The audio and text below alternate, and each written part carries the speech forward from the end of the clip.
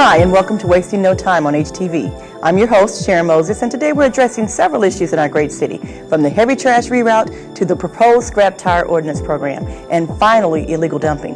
Now, if these issues concern you, and they should, you keep watching. We'll be right back.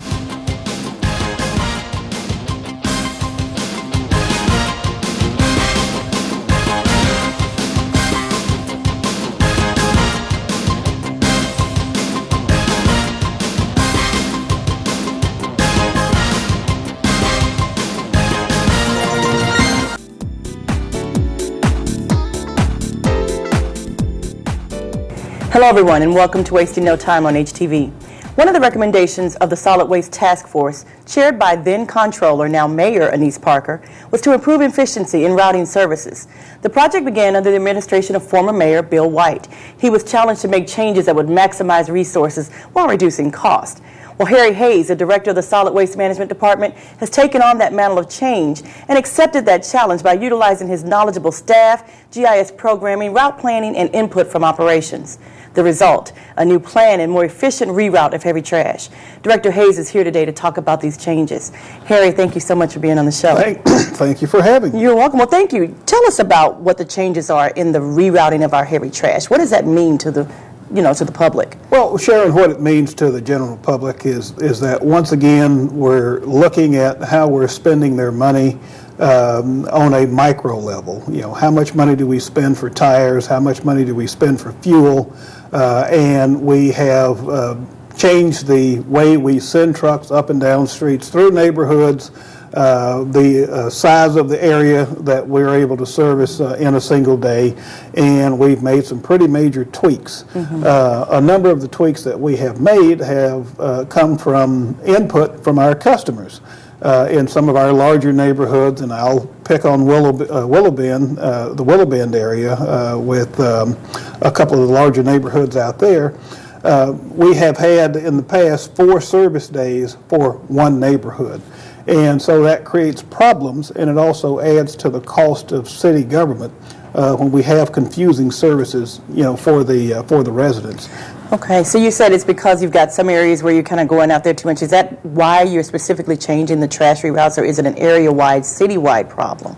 Oh, absolutely. It is most definitely a citywide problem. There have been, I would imagine, about 20 years since we last looked at the composition of our city routes. What we do know is that every year our customer growth is about 1%. And so we're adding about 3,000 homes per year. And so we're long overdue to have made these changes. Now, what is the benefit of making these changes? Well, the benefit of making the changes are multifold. Number one, we will have happier customers. Number two, we will have a happier supervisory staff and solid waste operations. And then number three, we'll have happier customers again because we will spend less money on the heavy trash services. So is everybody happy because now the collection process is actually easier? Oh, absolutely. Garbage is you work in the garbage business, it's very personal, and the expectation is 100%. When you put your garbage out in the morning before you go to work, when you return home that afternoon, the expectation is that it's gone, and it's gone in the right way. And we try to manage the expectations within the department to meet the expectations of our customers at home. Very good. When did this process begin? It began 2 years ago. Okay. 2 years ago, as I looked at the number of customer service requests that we were getting from large neighborhoods about the confusing services, as well as talking with our 311 operators about how difficult it was for them to interpret the maps. We put a team together of our administrative folks, which are GIS operations, our operations analyst personnel, as well as the people who manage the collection and the employees in the field.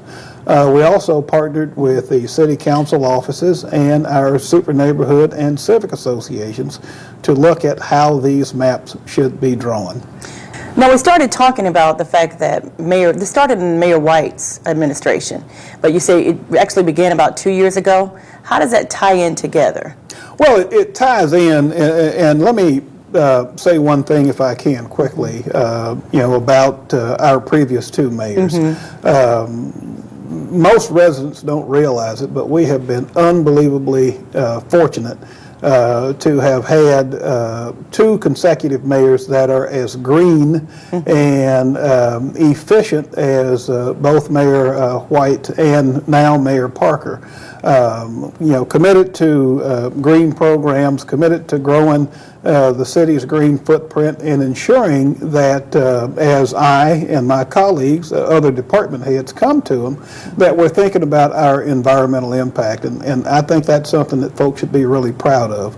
The changes that we're making are very large, and they're touching just about every household. Let's not forget that we had a hurricane in 2009, and we approached it in a green manner by recycling the green waste that we collected. We rerouted half of the city with our garbage operations. That affected 190,000 people. We have implemented biodegradable bags for our yard waste.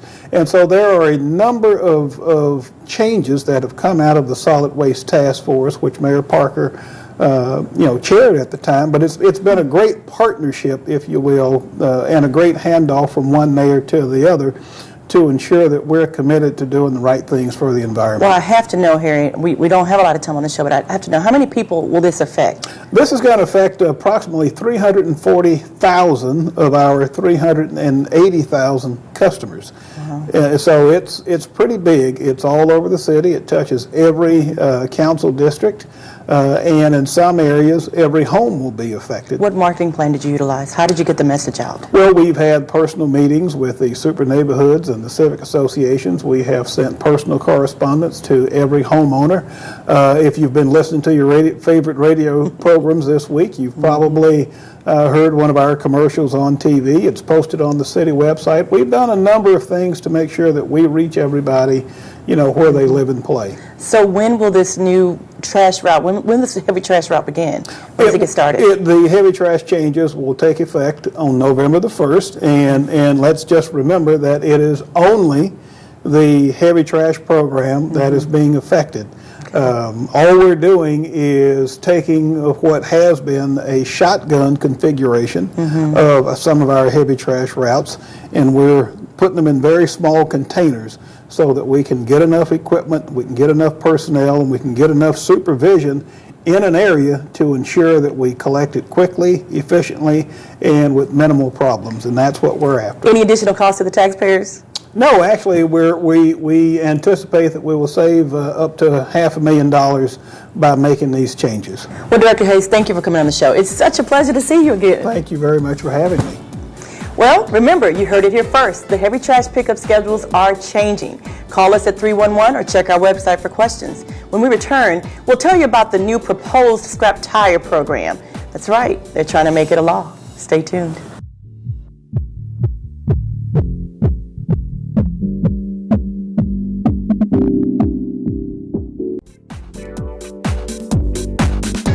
Welcome back. Thanks for staying with us. I'm Sharon Moses, and you're watching Wasting No Time on HTV.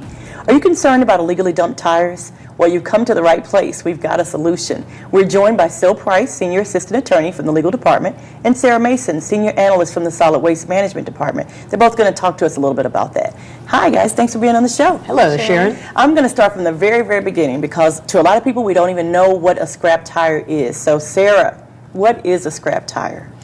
Well, thanks for having me, Sharon. A scrap tire is a tire that has reached the end of its useful life. Technically defined, it has a tread less than a 1/16 of an inch, but moreover, it's just a tire that's not fit to be used as in its intended purpose any longer. Where do these ubiquitous scrap tires come from? I mean, they're everywhere. Where do they come from? Well, they come, off of our vehicles. We do a lot of driving, and when you change those tires, then your old used tires then are scrap tires. So we're looking at creating what we call a proposed scrap tire ordinance. And Sil, I'm going to talk to you since you're the legal eagle on this project. What is the proposed ordinance? What are we trying to do? We're trying to make a program that will be enforceable to encourage proper disposal of scrap tires.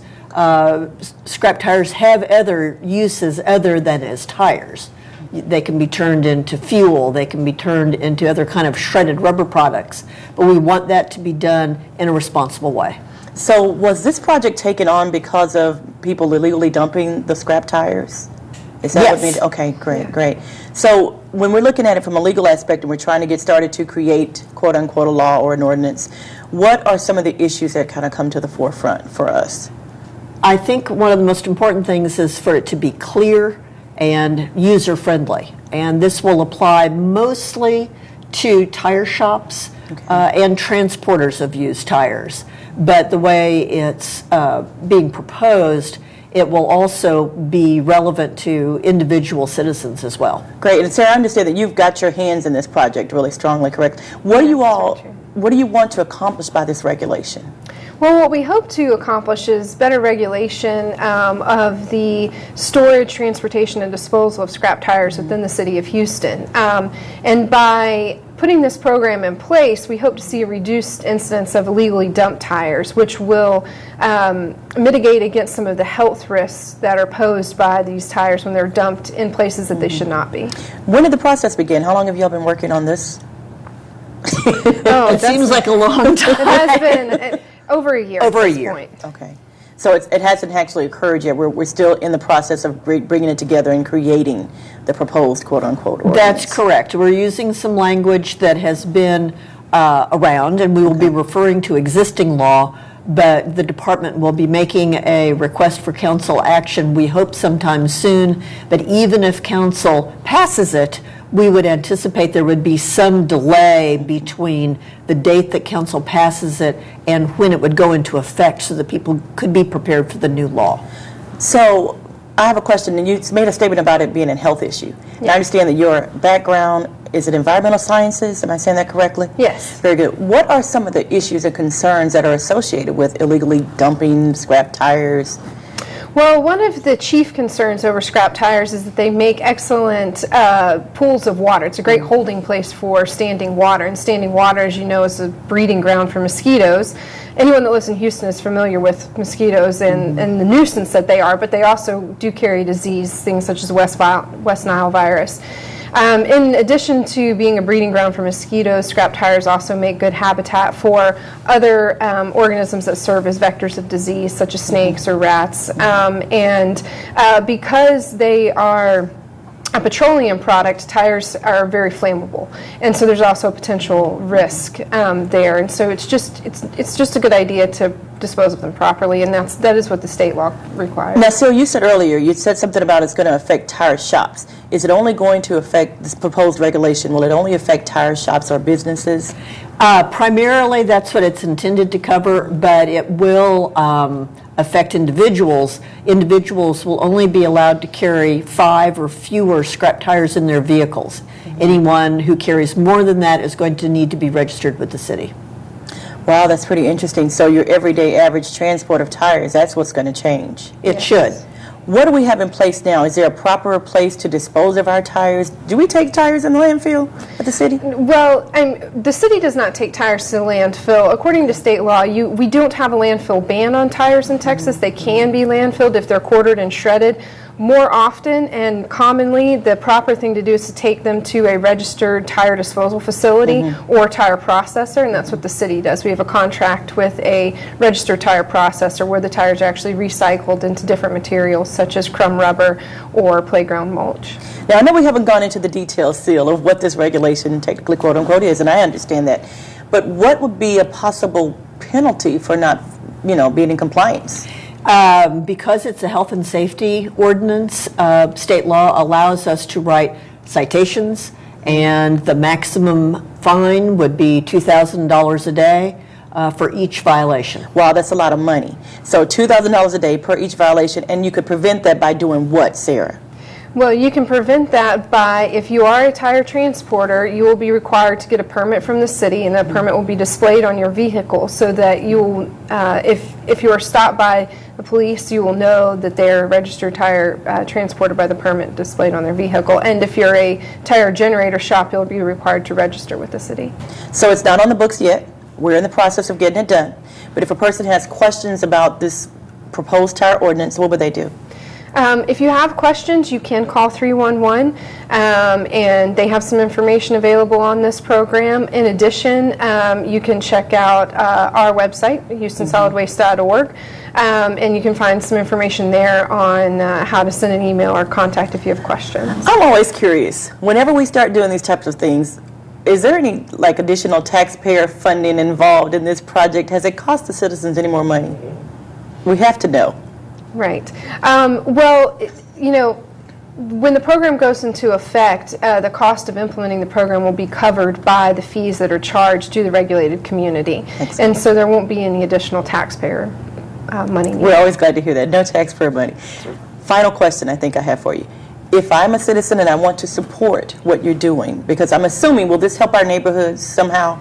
It will, and in fact, if I can mention, we will Yes. actually be saving some money as well, because by implementing this program, we hope to see a reduced incidence of illegal dumping, and our department, Solid Waste Department, currently does spend quite a bit of money of our budget every year going to pick up these illegally dumped scrap tires. So in addition to abating the health and safety risk, we'll also be reducing the cost that's spent now. That's excellent. How can I tell if a tire shop is in compliance? Quickly, Seal.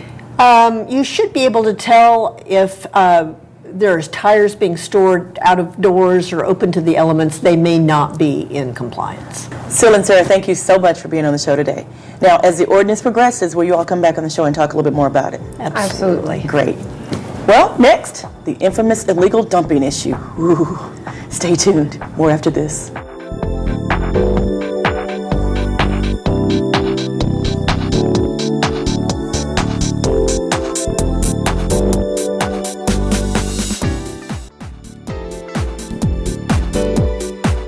Welcome back to the show. Illegal dumping. Oh my God, will it ever end?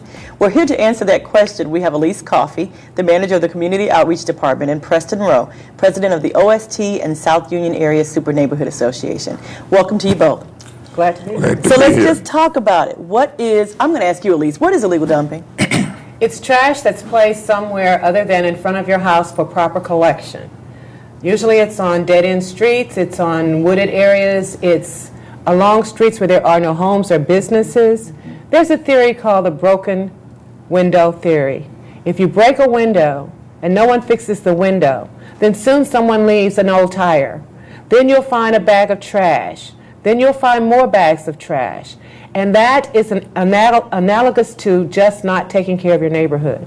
So when you take care of your neighborhood, you do not have illegal dumping. Wouldn't you agree, Mr. Rowe? I do agree, and I run into that on a daily basis. Most of the time, as Elise said, one illegal dumping, it just generates into a whole trash pile. Now, you use the analogy of the window broken, and I just kind of want to revisit that for just a second. What tends to be in a pile of illegally dumped trash? What are the things that you see most?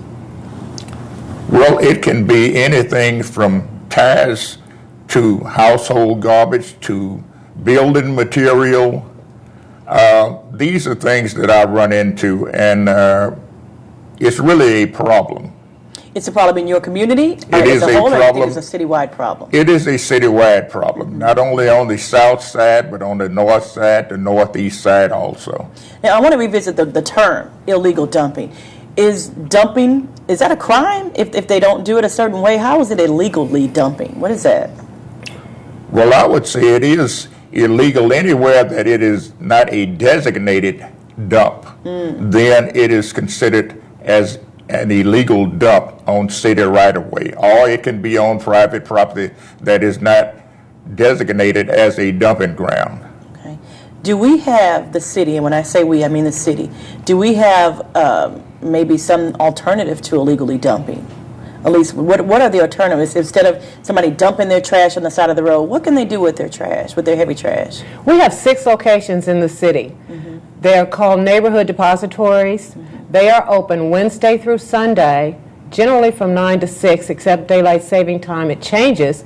You can take your trash there free of charge.